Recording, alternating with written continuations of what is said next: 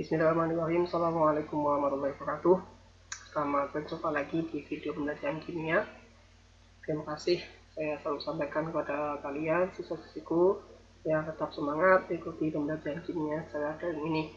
Pada pertemuan sebelumnya kita telah membahas bagaimana cara menentukan perubahan entalpi menggunakan kalorimeter dan menggunakan hukum Hess secara model tahapan-tahapan reaksi dan siklus Hess. Untuk pertemuan kali ini kita akan mempelajari bagaimana penentuan perubahan entalpi menggunakan metode yang lain, yaitu menggunakan metode hukum Hess berdasarkan data delta HF0 dan berdasarkan data energi ikatan. Yang pertama kita akan membahas bagaimana cara menentukan perubahan entalpi menggunakan data delta HF0. Jadi untuk perubahan entalpi dapat kita tentukan dengan menggunakan delta F0 menggunakan rumus delta reaksi sama dengan delta F0 produk dikurangi delta F0 reaktan. Ya, jangan lupa produk itu ada di sebelah kanan dan reaktan ada di sebelah kiri. Dia ada yang menyebutkan juga sigma delta F0 kanan dikurangi sigma delta F0 kiri, itu juga boleh ya.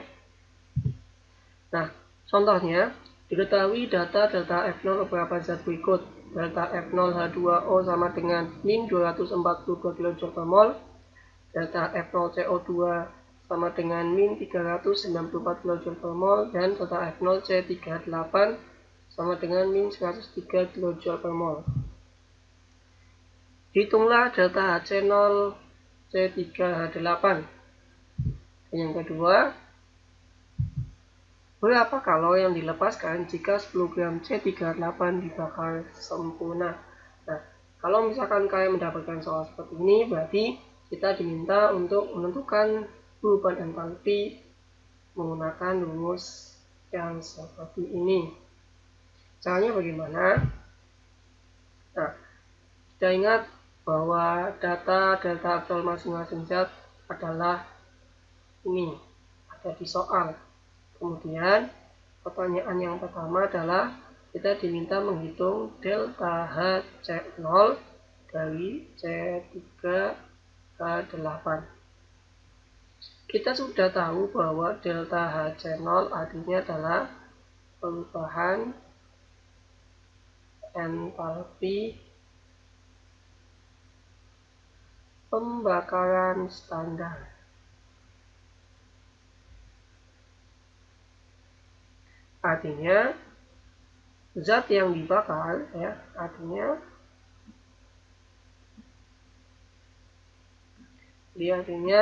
zat C3H8 yang dibakar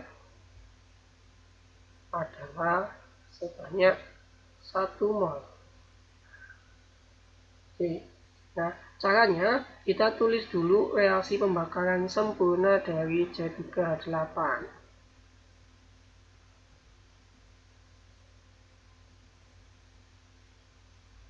Jadi C3H8 gas dibakar artinya ditambahkan dengan O2 menjadi CO2 dan H2O.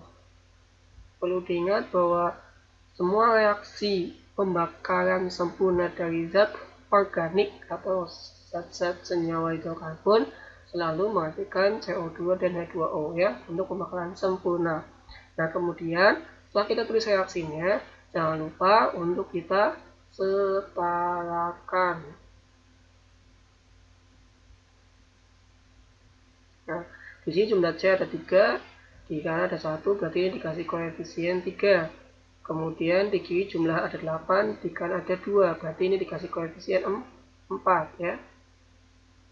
Kemudian jumlah O di kiri ada 2, di kanan total ada 2 kali 3, 6, ditambah 4, berarti 10, berarti dikasih koefisien 5.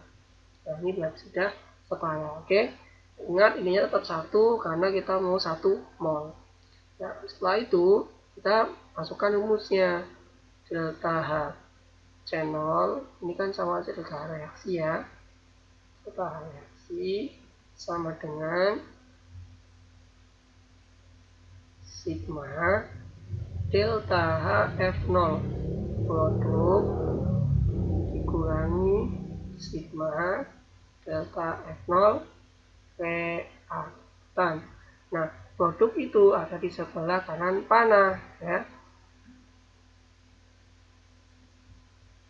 Ini namanya produk. Nah, ini namanya adalah reaktan. Oke. Nah, kemudian kita lihat zat apa saja yang ada di produk. Yang ada di produk adalah CO2 sama 2O. Maka sini kali sigma di semuanya 3 kali delta HF0 CO2 ya. Saya hapus biar lebih jelas.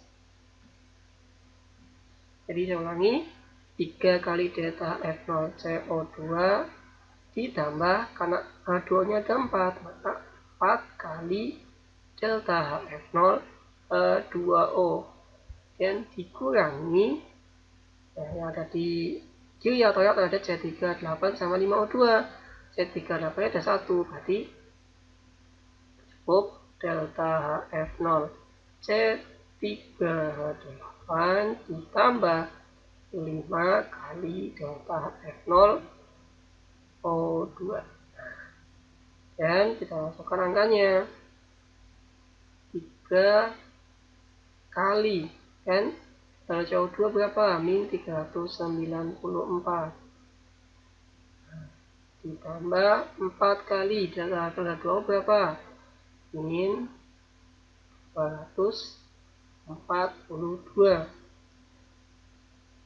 kurangi delta HF0 C38 adalah min 103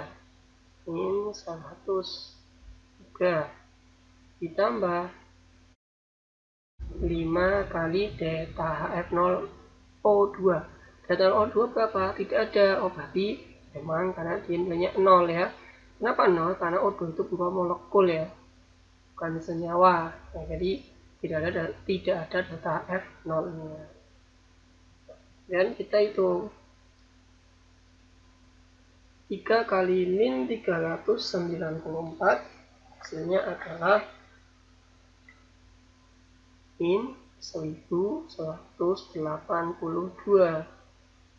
Kemudian ditambah 4 kali min 242 hasilnya adalah min 968. Ini min 103 yang mana 5 kali 0 adalah 0. Dan lagi min 1182 ditambah min 968 hasilnya adalah min 2500 min 2150 ya. Kemudian karena min ketemu min maka dijumlahkan ya 103. Hasilnya berarti berapa? Min 2150 ditambah 103 adalah min 2047 kilojoule per mol. Nah, ini untuk jawaban yang A karena diminta delta Hc 0. Ini kan 1 mol, ini 1 mol per mol gitu ya. Nah, untuk yang B dia diminta menghitung kalori reaksi untuk 10 gram C3H8 itu berapa. Nah, untuk menghitung ini kita harus mengetahui dulu bahwa 10 gram itu artinya berapa mol. Kita mencari mol dulu ya. Kita mencari mol C3H8 banyak 10 gram. Jangan lupa rumusnya adalah N sama dengan gram per ml sama dengan masanya adalah 10 gram. ml nya berapa? Di soal sudah diketahui bahwa ALH sama dengan 1 ya. Jadi untuk ALH adalah LH sama dengan 1, untuk C sama dengan 12. Nah, ini diingat-ingat.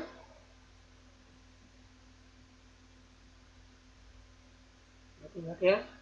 Nah, berarti ML-nya gimana? Berarti ML-nya adalah 3 kali ALC ditambah 8 kali ALH. 3 kali 12 adalah 36, ditambah 8 kali 1, 8, berarti 30 tambah 8 adalah 44 ya. Nah, hitung jumlah molnya adalah berapa? 10. 10 dibagi 44, hasilnya adalah 0,227 mol. Nah, setelah kita tahu 10 gram itu artinya 0,227 mol, kita bisa menghitung kalau reaksinya dengan cara mengalihkan delta H dengan jumlah mol.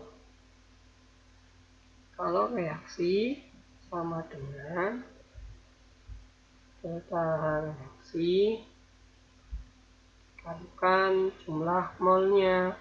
Delta reaksinya adalah min 2047 kJ per mol dikali 0,227 mol. Lalu coret min 2047 dikali 0,227 hasilnya adalah min 464,669 kilojoule. Sudah tidak per mol lagi, karena kalau per mol artinya untuk setiap 1 mol. Ini kan bukan untuk 1 mol. Itu caranya ya. Itu adalah bagaimana cara menentukan perubahan entalpi menggunakan data delta F0. Nah, silakan kalian boleh hitung lagi cek apakah angka-angka yang saya masukkan benar atau salah. Tapi untuk caranya adalah insya seperti ini sudah betul. Nah, untuk angkanya silakan kalian bisa cek lagi untuk lebih tepatnya ya. Nah, selanjutnya pada yang terakhir kita akan bahas penentuan perubahan entalpi berdasarkan data energi ikatan. Jadi untuk perubahan entalpi juga dapat ditentukan menggunakan data energi ikatan, tapi rumusnya adalah sedikit berbeda ya. Untuk data reaksi, rumusnya adalah sigma energi pemutusan ikatan dikurangi sigma energi pembentukan ikatan. Jadi di reaktan itu kan diputus dulu energinya berapa, kemudian dia membentuk ikatan di wadah. Nah, untuk energi pemutusan ikatan itu nilainya sama dengan energi ikatan. Nah, sehingga untuk data reaksi, kalau menggunakan data energi ikatan, rumusnya adalah sigma energi ikatan reaktan dikurangi sigma energi ikatan produk ya. Jangan lupa reaktan itu di sebelah kiri, produk di sebelah kanan. Jadi kebalikan dari rumus yang tadi yang menggunakan delta F0 ya. Contohnya gimana? Nah, diketahui data energi ikatan berikut. Ada C ikatan rangka 2 atau C double bond. Nilai energi ikatnya adalah 612 kJ per mol. Kemudian untuk ikatan tunggal dari PR itulah 193 kJ per mol. Ikatan tunggal CPR adalah 276 kJ per mol. Ikatan tunggal CH adalah 413 kJ per mol. Dan untuk ikatan tunggal C dengan C adalah 346 kJ per mol. Soalnya hitung perubahan entalpi pada reaksi C2H4 ditambah PR2 menjadi CH2PR, CH2PR. Ini satu senyawa ya. Senyawa. Nah, caranya gimana? Untuk penentuan perubahan entalpi berdasarkan data energi ikatan sebenarnya mudah, hanya saja kita harus cermat dalam penentuan ikatan di masing-masing senyawa. Apakah itu ikatannya tunggal, apakah itu ikatannya rangkap ya.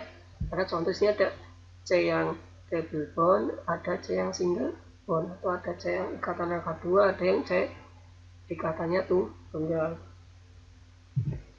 Nah, untuk menentukan jenis ikatannya sebenarnya akan jauh lebih mudah ketika kalian memahami atau masih menghafal bagaimana cara menentukan ikatan menggunakan struktur Lewis. Itu akan jauh lebih mudah dan insya Allah akan tepat hasilnya ya.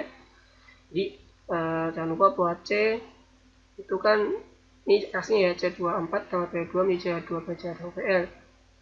Jika saya ulang, ya lebih paham misalnya C2H4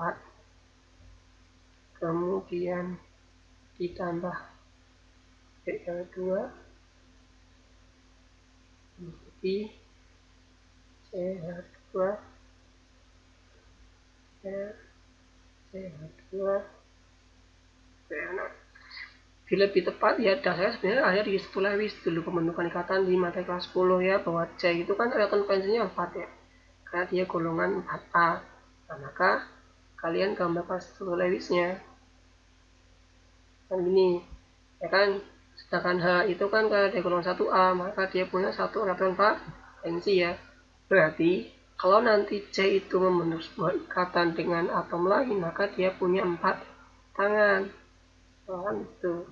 Sedangkan H dia punya satu tangan ya, dia punya satu tangan. Oke, nah kalau di sini C24 C-nya ada 2, berarti kan gini awalnya nih C, nah C lagi gini kan 1 2 3 4 gitu kan. Nah H-nya ada 4, maka di sini yang pertama, kedua, yang ketiga, yang keempat. Nah begitu sisa tangan C ini kemana? Sisa tangan C ini berarti dia membentuk ikatan rangkap. Nah, ini ke sini. Nah, berarti C24 itu rumus fotonya adalah ini ya. Mana ya, stoknya di sini bis. Nah, C kemudian H-nya 2. Sebentar, saya pindah aja biar sempit ya. Nah, berarti C24 ini kalau misalkan digambarkan foto rumusnya adalah seperti ini. C ini H, ini H, ini H, ini H. Jadi menunjukkan bahwa ada 4 ikatan CH dan 4 ini 4 ikatan CH, 1, CH2, CH3, CH4. Jadi ada 4 ikatan CH dan ada 1 ikatan rangkap CC gitu ya. Nah, untuk Br2 gimana? Ya sama, Br itu golongan 7A, maka atom valensinya adalah 7. 1, 2, 3, 4, 5, 6, 7. Nah, karena 1 Br itu punya 7 atom valensi, maka kalau 2 Br ya kan gini ya kan. Nah, maka kalau BR ini membentuk ikatan, dia berarti katanya juga tunggal gini ditambah BR gitu ya. Dengan cara yang sama kita menentukan jenis ikatannya ada di senyawa ini ya. C, jadi kan kita sudah tahu bahwa C tangannya ada 4, 1, 2, 3, 4. C lagi 1, 2, 3, 4. Nah, kemudian hanya 2, bebas tahu di mana. Di sini boleh, yang pertama, di sini boleh, yang kedua. Nah, kalau yang ketiga nggak boleh di sini ya, karena sisa 2 itu berkaitan dengan C yang satunya, berarti di sini haknya, di sini haknya, gitu kan? Ya, 1C mengikat 1 atom Br, oh berarti ini Br, ini Br. Nah, berarti di sini ada 4 ikatan CH, kemudian ada 1 ikatan CC tunggal, dan ada 2 ikatan CBR gitu. Nah, setelah ketemu rumus strukturnya ini, baru kita bisa memasukkan rumus perhitungan delta H reaksi. Delta H reaksi sama dengan sigma energi ikatan pada reaktan dikurangi sigma energi ikatan pada produk. Kan? Nah, ini kita di energi ikatan di reaktan apa aja? Ini saya harus mengingat jadi saya pindah ke sini ya. Oke, sini. Ya. Nah, tadi disebutkan bahwa ini reaktan ya. Ini reaktan ini. Nanti di sini di senyawa C24 dulu. Ini adalah ada 4 kali ikatan CH itu ditambah 1 kali ikatan C double bond ditambah 1 ikatan BR. Ini ya. Kemudian dikurangi energi yang di produk ada apa aja? 4 kali ikatan CH ditambah 2 kali ikatan CBR ditambah 1 kali ikatan C. Nah, kan itu ya. Nah, Pak, sebenarnya menentukan rumus Toto itu apakah harus dengan satu Lewis? Sebenarnya tidak ya. Kalau misalkan kalian sudah hafal bahwa C24 itu adalah etana ya, ini pembahasan yang kemarin di bab 1, ya kalian tahu bahwa berarti itu ada ikatan angka 2-nya, ya kan? Dan kuncinya memang tangan C itu hafal 4 gitu.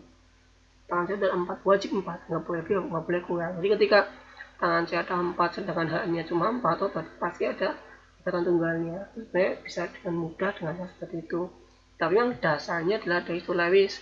Kenapa saya ajarkan dasar satu Lewis? Karena boleh jadi kan soal-soal tentang reaksinya tidak mengandung atom C atau ini mengandung atom yang lain. Jadi kalau misalkan kalian paham dari mana suatu ikatannya ini ya, dari mana tunggal, dari mana rangkap, nanti apapun senyawanya, semoga nanti kalian bisa paham apa jenis ikatan yang ada di dalam senyawa itu. Kalau sudah menghafal, nanti takutnya ketika ketemu senyawa yang berbeda, kalian bingung menentukan di satu jenis ikatannya tunggal atau rangkap ya. Nah, itu begitu. Ya, jadi saya ajarkan dasar pembentukan ikatannya.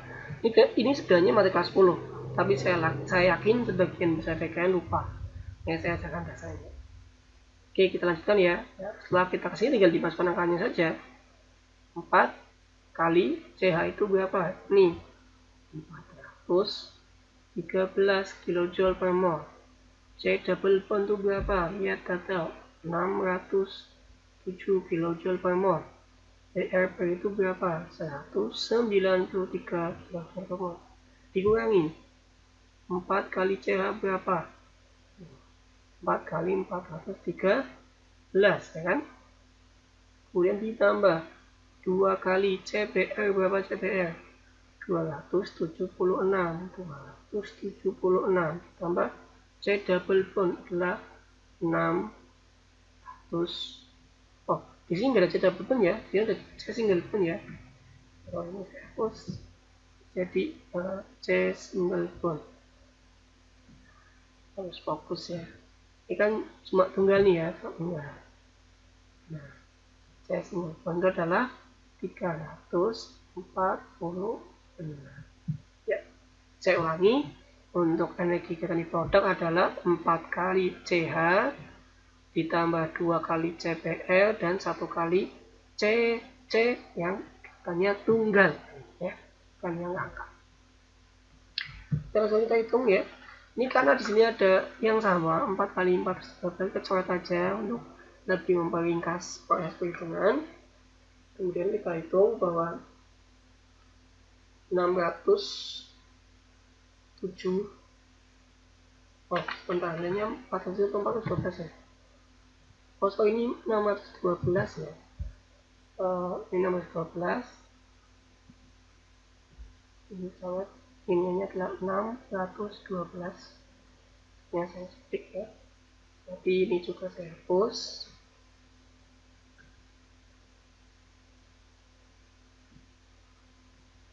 Nah, 612 ditambah 193 hasilnya adalah 805 ya. 805. Nah, dikurangi 2 kali 276. 2 kali 2 itu hasilnya adalah 552 ya, tambah 345 di 805 dikurangi 800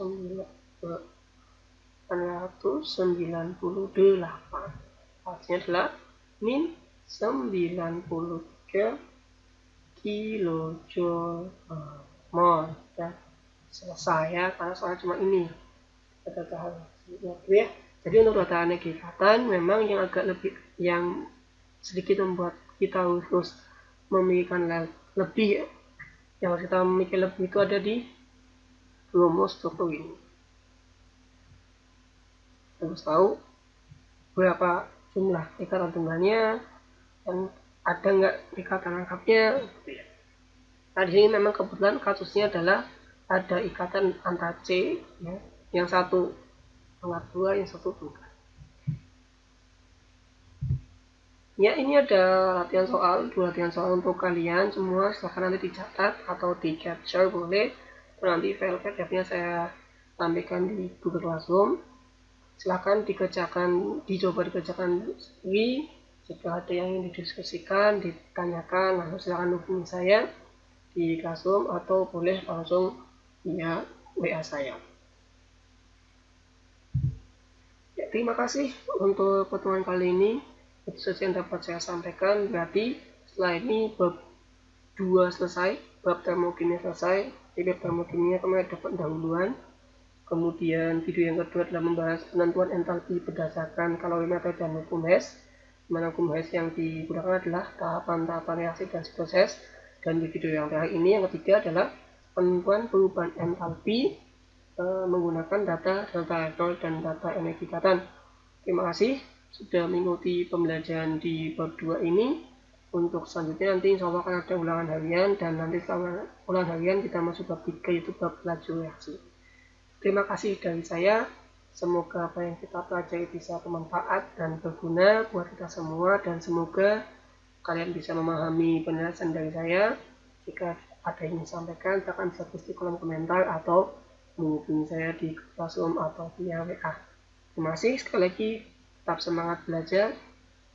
Assalamualaikum warahmatullahi wabarakatuh.